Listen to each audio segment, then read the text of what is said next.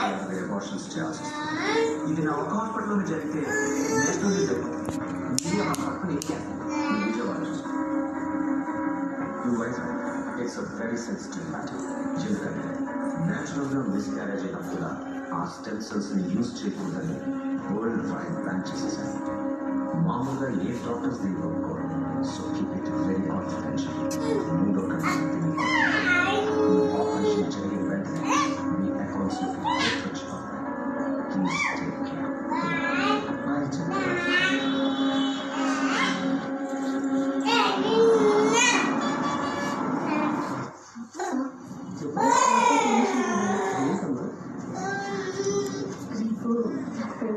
అరే చాలా సంతోషం అమ్మా.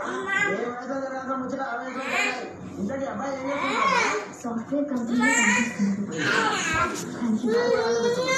పనిచేస్తున్నాడు.